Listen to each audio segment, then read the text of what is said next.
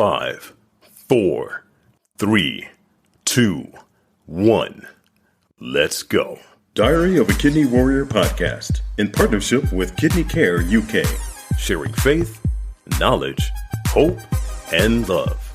Hi and welcome to Diary of a Kidney Warrior podcast. My name is Dee Moore and I am a stage 4 kidney warrior. This podcast is dedicated to encourage, educate and inspire as we explore all aspects of kidney disease, related chronic illnesses and health. If you have any questions or ideas for topics you would like me to cover, please get in contact with me on social media using the handle Diary of a Kidney Warrior.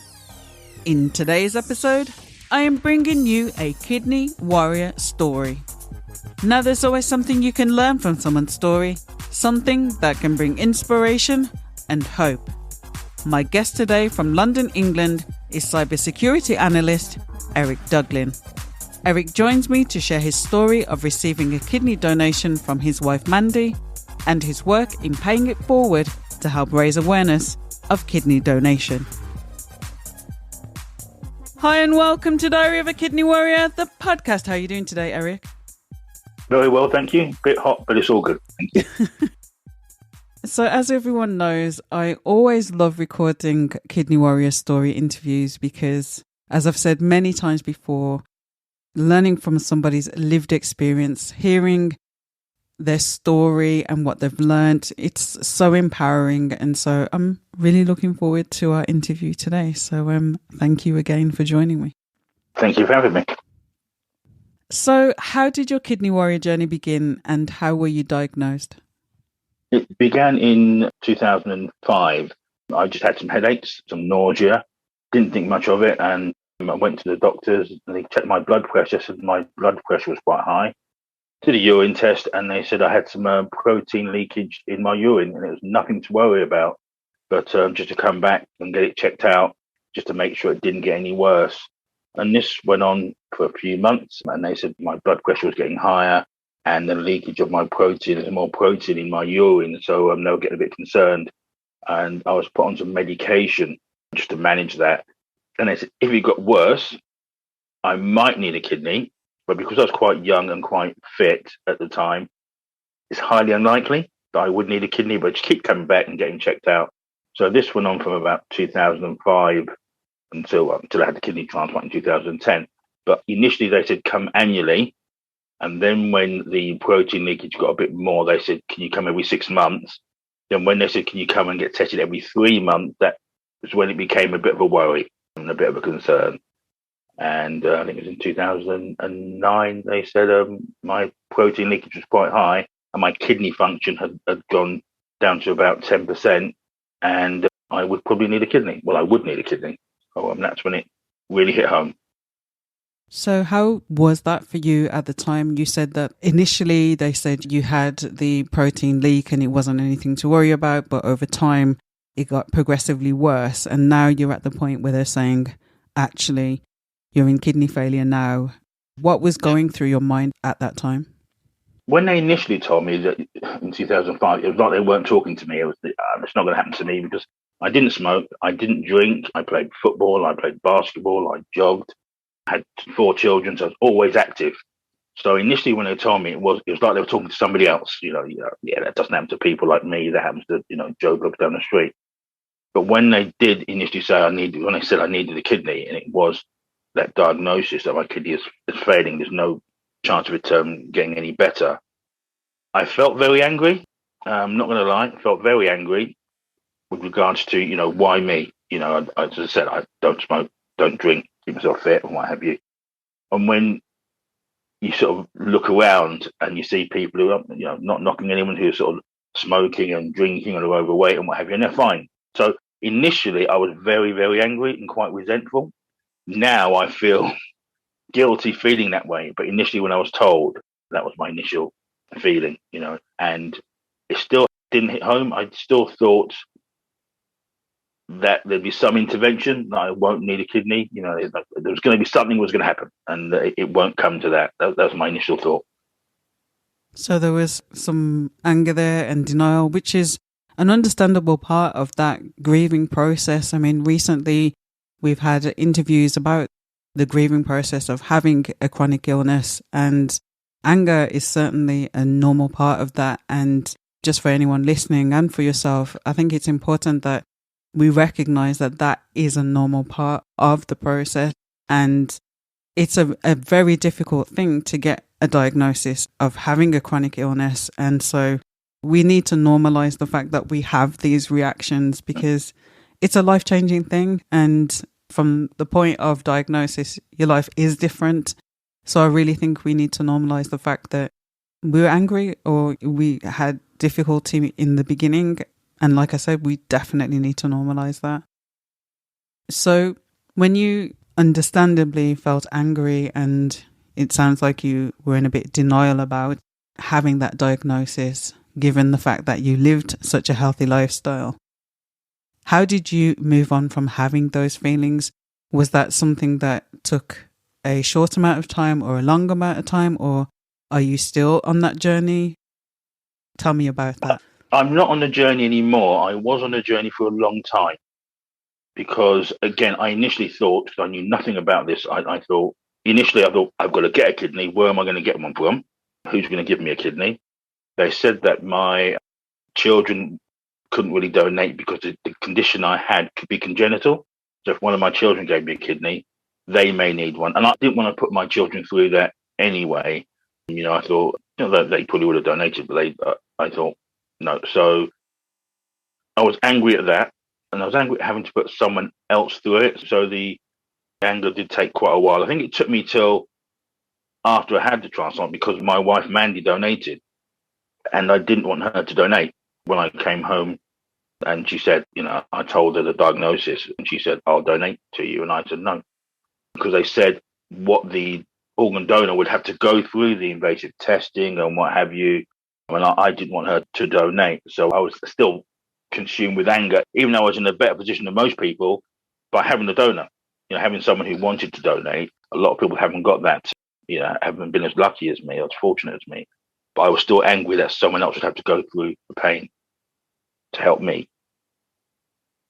So rewinding slightly, when you said that the doctor said the condition you had might be congenital, what condition were you diagnosed with? Sclerosis of the kidney, just congenital heart disease. Apparently my kidney was furring up and it wasn't retaining all the protein was going out, as opposed to clearing all the toxins out. All the protein was going out, which subsequently was making me a lot weaker and fatigued and memory loss. And a lot of the toxins were staying in my body as opposed to being flushed out. It's amazing after a little while how much you learn about your body when something like this happens. You don't know anything about it. We just plod along quite happily. And then you start getting these diagnoses, and you start reading about things, and you realize how serious it was.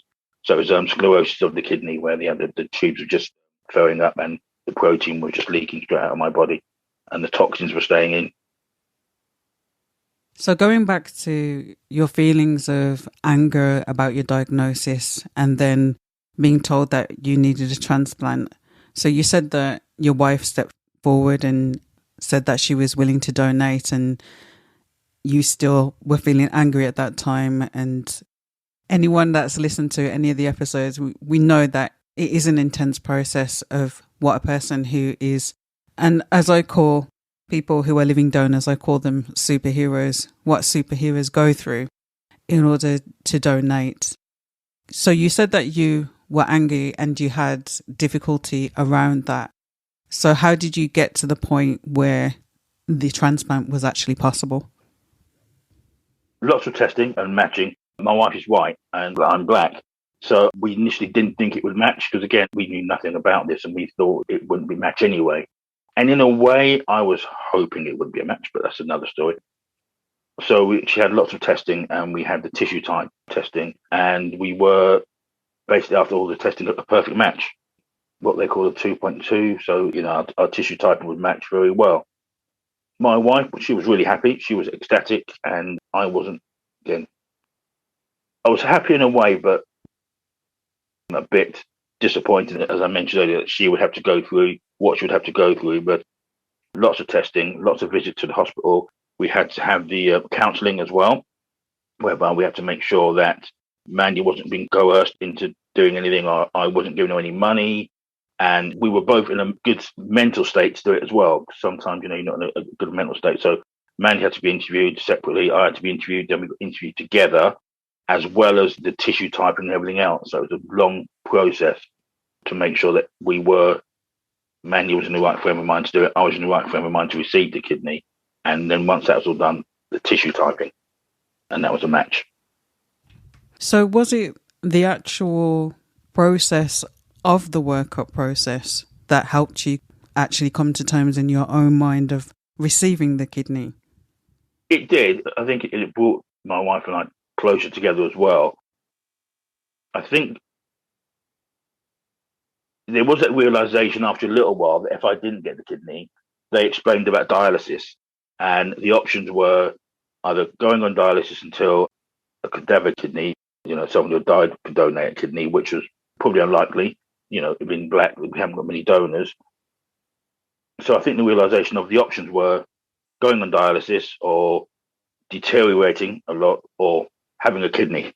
And the easiest option was to have the kidney for my wife. And because she was so supportive as well, and the family were very supportive, and Mandy's wife were very supportive, that sort of helped the decision as well, helped the journey, helped me a lot as well.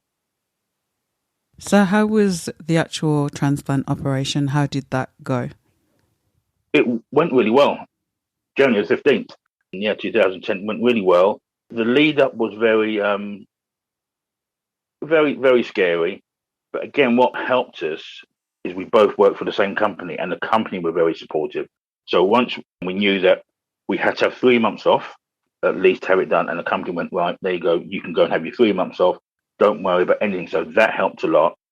And the transplant went really well.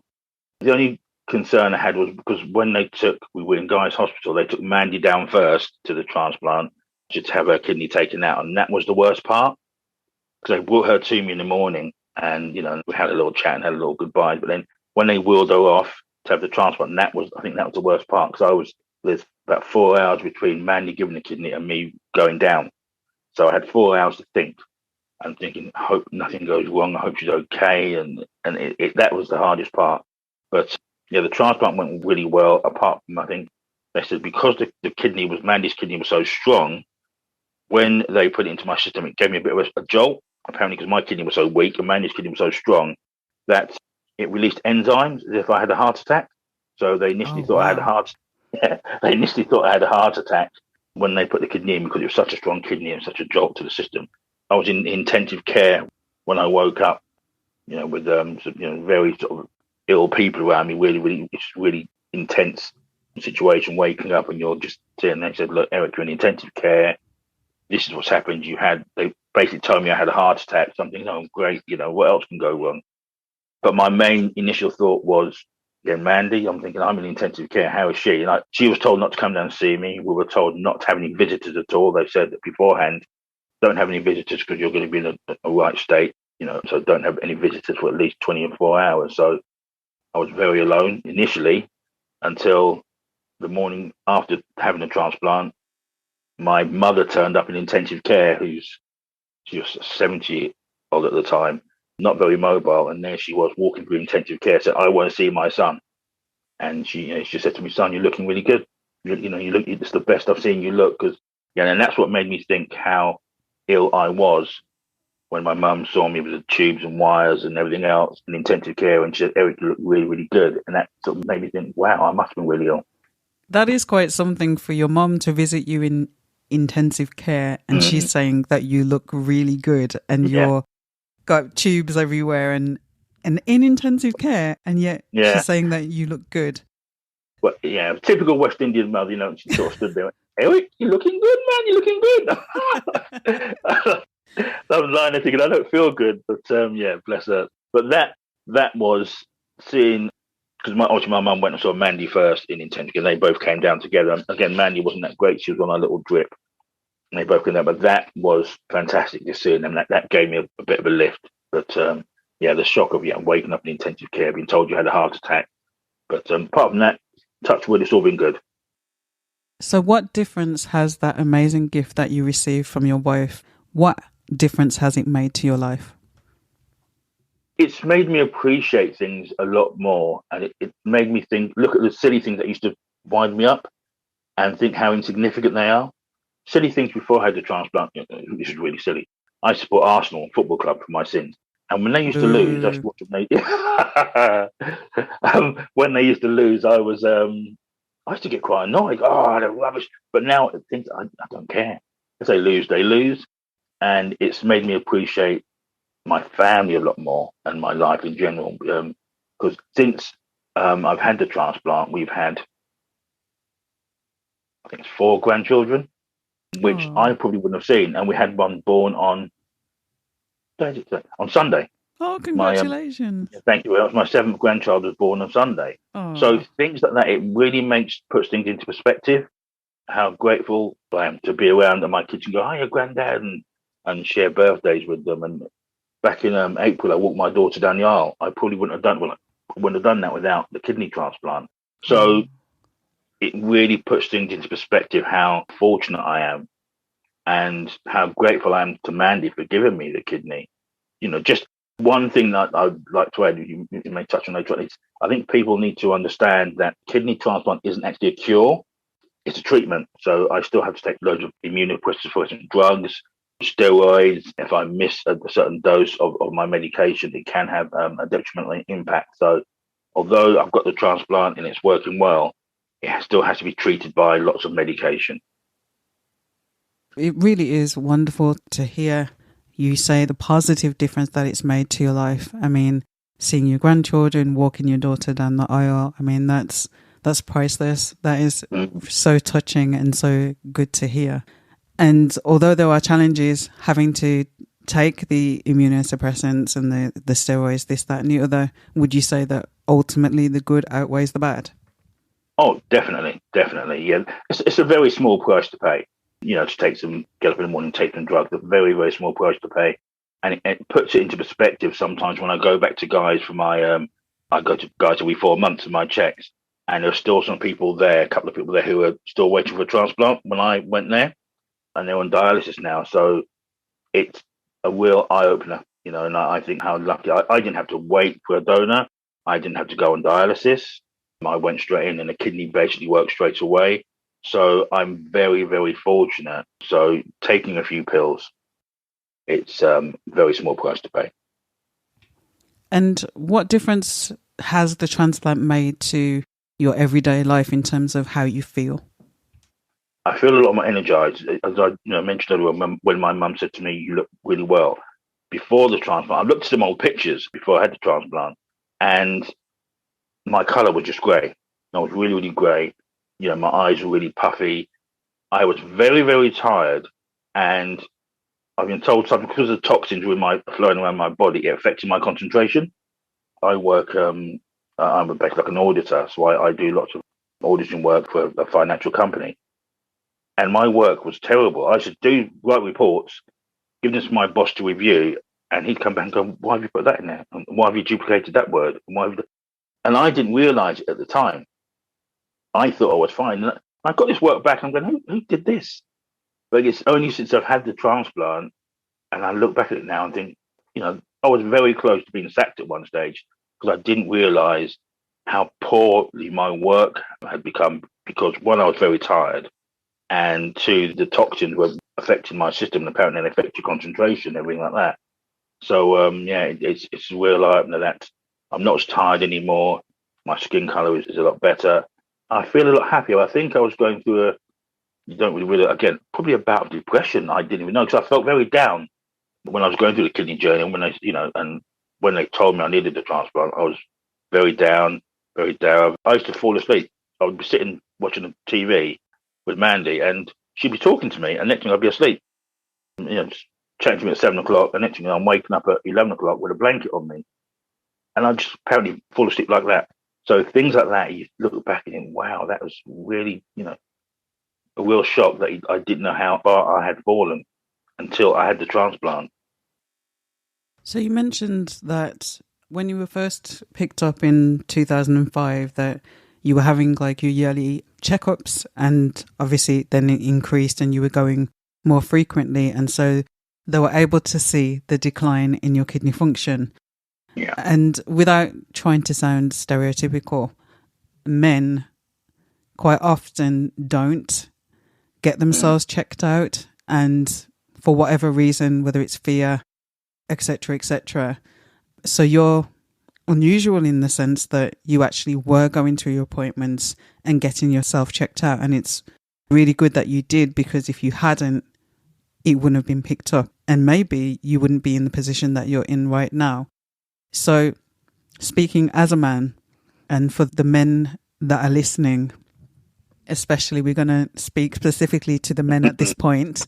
We're not leaving the ladies out, but for this specific point, what encouragement would you give to the men out there who might be experiencing some symptoms, or may have had a blood test that has flagged something up, or for whatever reason, their health has now come into the spotlight?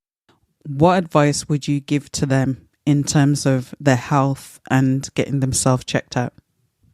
It's going to sound a bit of a cliche, but health is wealth.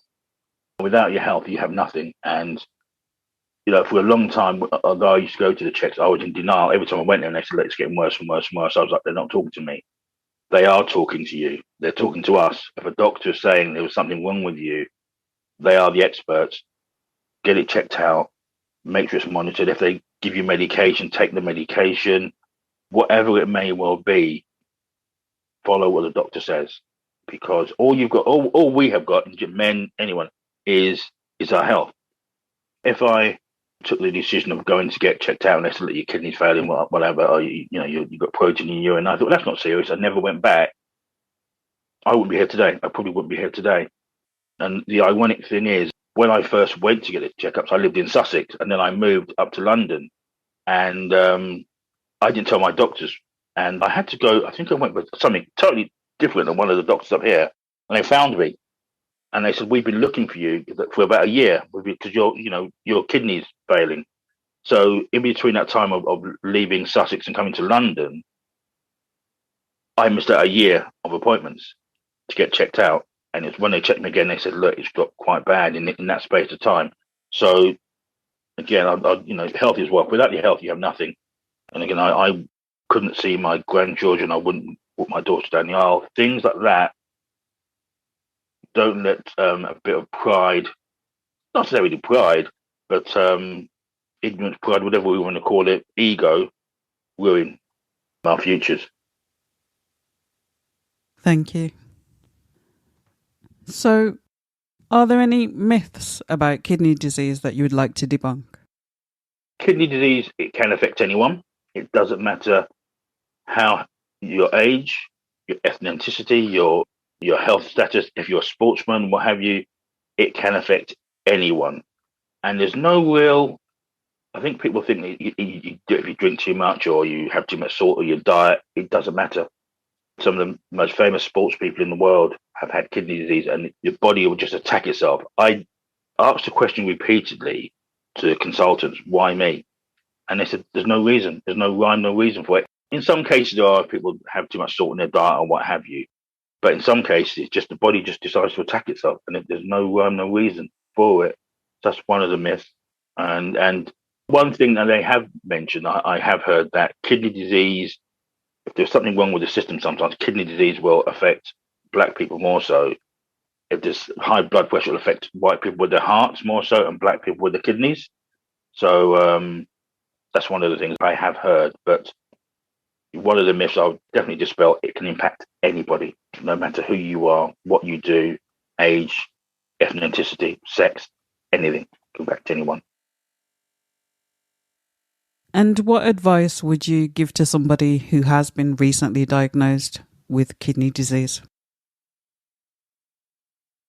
The advice I'd give is it's not the end. There's lots of various researches going on all around the world, but it's not the end. If you have to go to dialysis will help. It will help. I didn't fortunately go through that, but dialysis will help you. And it can be a long journey. It can take years and years and years to get to that point.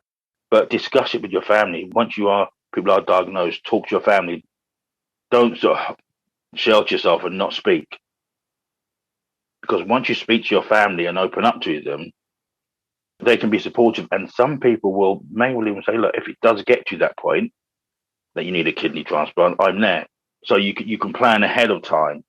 It may not come to that, but I think it's really good to talk about it.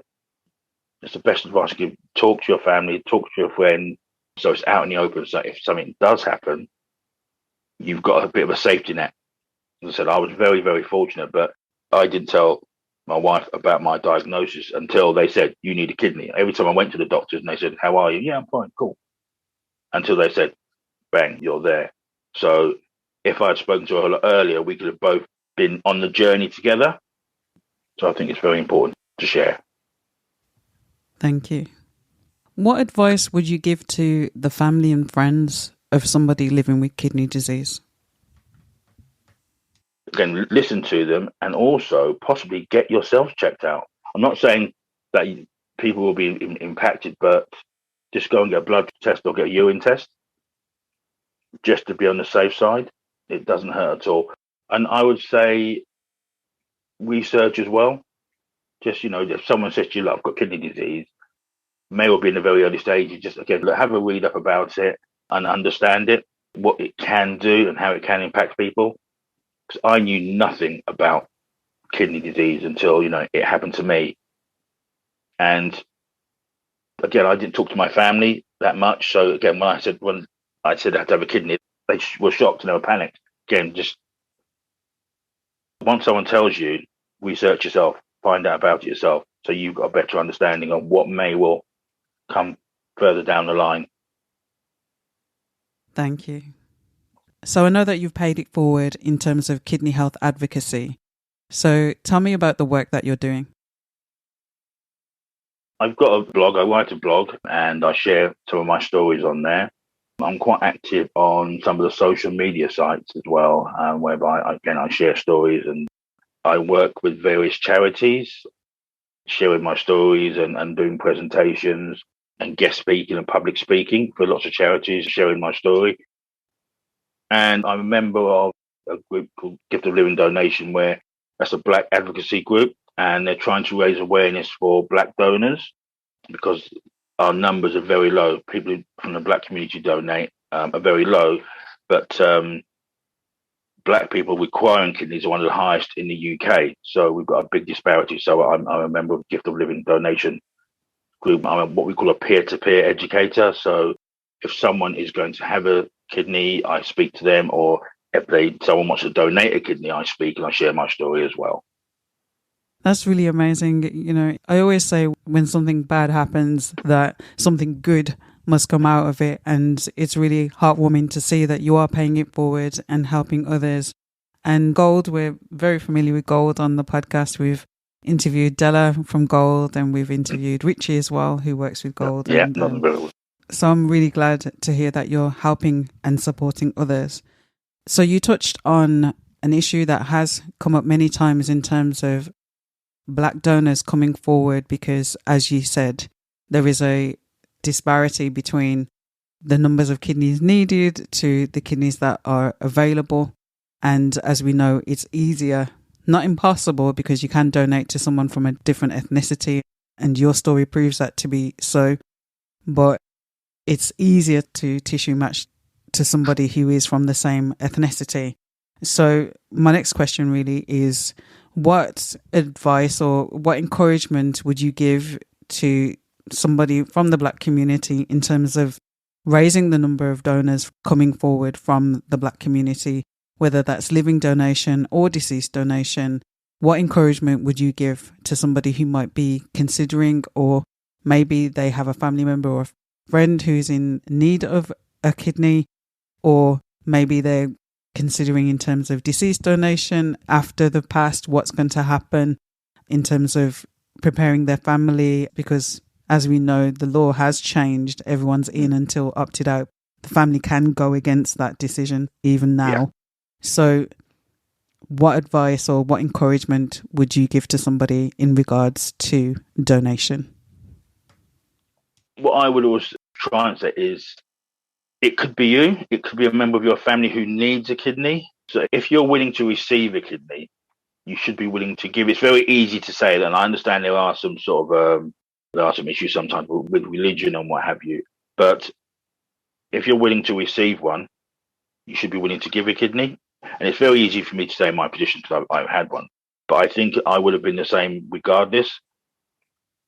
Because it could be a family member, it could be someone in your family, it could be one of your friends who may well need a kidney. So, and just basically, it's going to sound, I don't want it to sound too harsh or too callous, but if someone in your family needs a kidney, would you be willing to see that person deteriorate if you could help them? And if the answer is yes, fair enough. But I think once you personalize the story, because sometimes the stories can be a bit big, so I won't do it until it hits me. But I think once I try and personalize the story, if someone in your family needs a kidney, are you willing to let that person go through that journey alone and suffer to a degree? And so it's just trying to personalize it. I think, what would you do? And if you needed a kidney yourself, would you turn around and say to someone, "No, I don't want it. I don't want it." So just really to think. People just think how it would impact them or someone in their family. Thank you. So you mentioned that you have a blog and that you're active on social media. So what is the information for your blog for anyone that wants to check it out? And if anyone wants to follow you online, what are your handles? My handles are just Eric Douglin, Douglin. My blog is called I'm Built for This. Just going through, there's been certain issues in my life with other bits and pieces, and I've come through them. We've all have challenges and we all come through them. So my blog is I'm Built for This.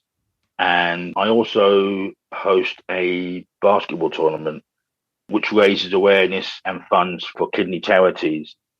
And I've been doing that since 2015. It's called the World Club Basketball Tournament. And it's just to show people where I was a few years ago needing a kidney. Now I've organised this basketball tournament where teams come from around the world and they support what I do. And I do a little sort of speech beforehand where I say to teams, they come from America, Canada, Philippines, wow, Lithuania, wherever. And I say to them, I can do this because I was given a kidney transplant. And if I wasn't, the guys who are participating wouldn't be there. And although it's a friendly, fun tournament, some of the guys have been spotted by basketball agents from different countries on the videos and that we do, and they've gone on to get professional jobs around the world. So again, that's sort of paying it forward. It's a non-profit event. It's just a fun event, but on the back of that, some guys have gone out and got professional contracts. So that is something I can look back and think, well, if Mandy didn't give me the kidney, if I wouldn't have hosted this tournament, and these guys wouldn't have come over and been spotted and gone around, be given professional contracts in what they do. And it's also give out leaflets for the guys to become organ donors and go on the organ donor register as well. That's the main focus of it. And a lot of guys have signed up to the organ donation register on the back of that, of the event. So it's about raising awareness and raising funds for kidney charities. But it's also helping guys to get where they want to. And that's the World Club Basketball Tournament. Fantastic. So which social media platforms are you on? I'm on Facebook, I'm on Instagram and Twitter. I haven't delved into TikTok yet. So Facebook, Twitter and Instagram, and that's your name, Eric Douglin. That's it, yeah. Thank you. So do you have a final word of encouragement for the listeners? Final word of encouragement is for all kidney warriors. Anyone who donates is a warrior as well. And anyone who receives a kidney is a warrior, as you rightly said. It's not the end, it's the beginning. I see it as the beginning. I could have just gone off and done my thing and received my kidney and been happy with that. Great. But I think it's good to give something back. My encouragement is, just health is wealth. Just try and stay healthy. And if you can help someone, help and just talk. The main thing is just to talk. Open up and talk. Don't block anything away. Once we talk, that is one of the biggest therapies as well, just talking and sharing. Thank you. Thank you so much for joining me and for sharing your story. Thank you so much for sharing such amazing advice, and, kudos and hat off to you for the work that you're doing in terms of paying it forward. So thank you so much for joining me. Thank you much for having me. I really appreciate it. Thank you. Thank you for listening to Diary of a Kidney Warrior podcast. And don't forget that you can contact me on social media using the handle Diary of a Kidney Warrior. Please do subscribe to the podcast and please do tell a friend. New episodes of this podcast are released every other Monday. Until next time, take care and choose to live. Diary of a Kidney Warrior, sharing faith, knowledge, hope, and love.